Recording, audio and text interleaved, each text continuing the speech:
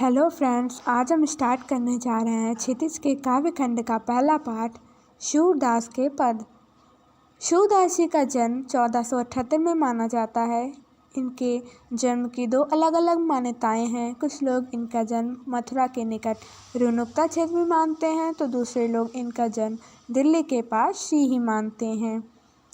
सूरदास जी मथुरा और वृंदावन के बीच गौ घाट पर रहते थे और श्रीनाथ जी के मंदिर में भजन कीर्तन करते थे। 1583 में पारसौली में उनका निधन हुआ।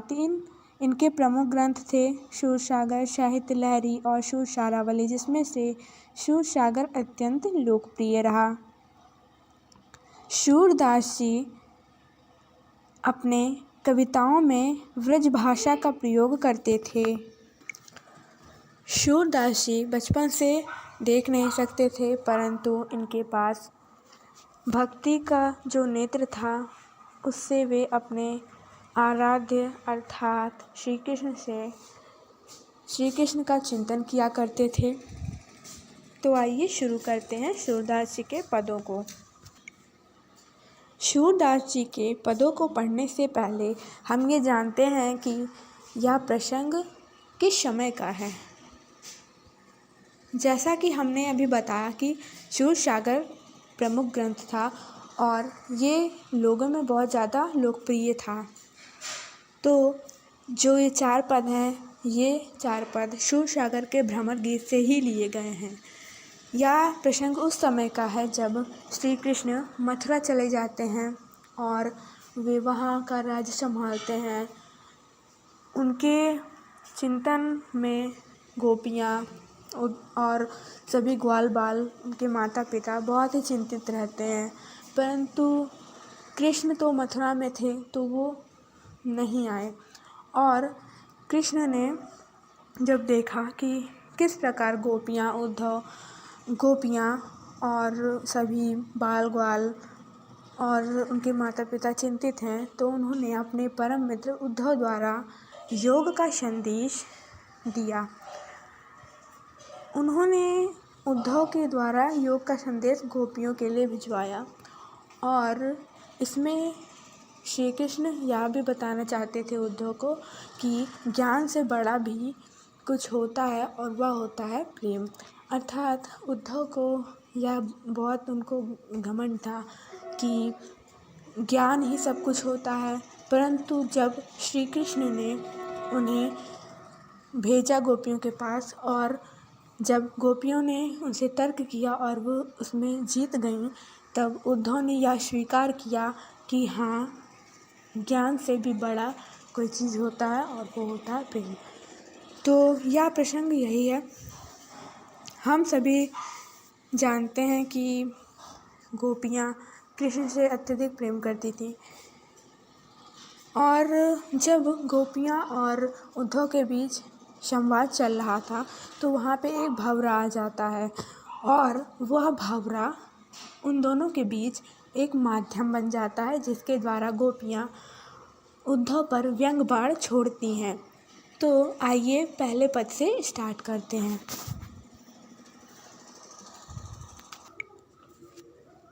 पहले पद में गोपियाँ कहती हैं, उद्धव तुम हो अति बड़े भागी, अपरस रहत स्नेह तगाते, नाहिन मन अनुरागी, पुरई निपात रहत जल भीतर, तारस देह न दागी, ज्यों जल माह तेल की गागरी, बूंद न ताको लागी, प्रीति नदी में पाँव न बोरियो, दृष्टि न रूप परागी, सूरदास अबला हम भोरी, गुर चाटी जो पागी।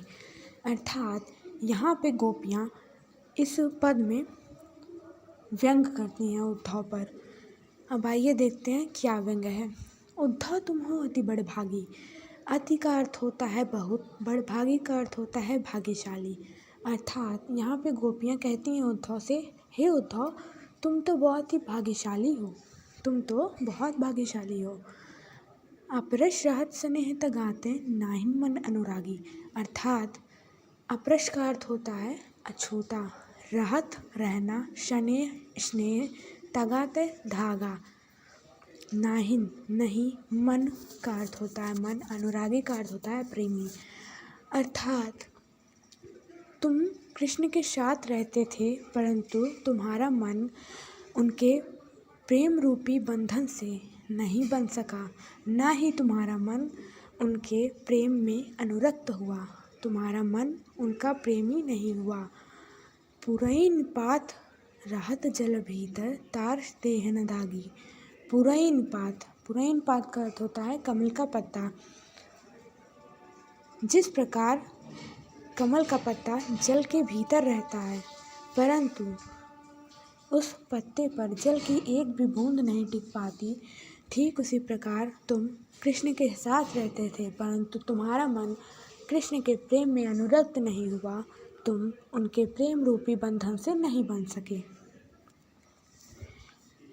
यहाँ पे रस की बात की गई है, तारस देह न दागी। तो यहाँ पे प्रेम रूपी रस की बात की गई है, अर्थात तुम्हारे ऊपर कृष्ण के प्रेम रूपी रस की एक भी बूंद नहीं रुक पाई। ज्यों जल माह तेल की गागरी, बूंद न ताको लागी।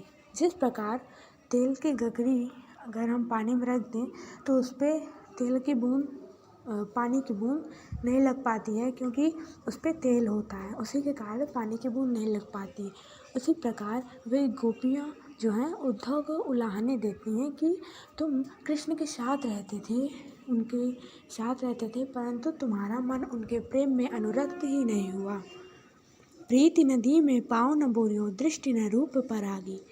प्रीति नदी, यहाँ पे गोपियाँ कहती हैं कि कृष्ण के प्रेम रूपी नदी में तुमने अपना पाँव नहीं डाला। बोरियो का अर्थ होता है डालना।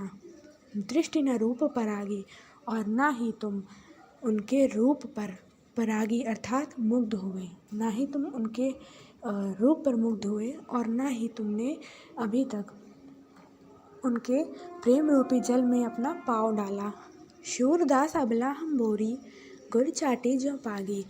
यहाँ पे जो सूरदास जी हैं वो गोपियों द्वारा कहते हैं कि हे जो गोपियाँ हैं ये इतनी अबला अर्थात कमज़ोर हैं और भोली हैं।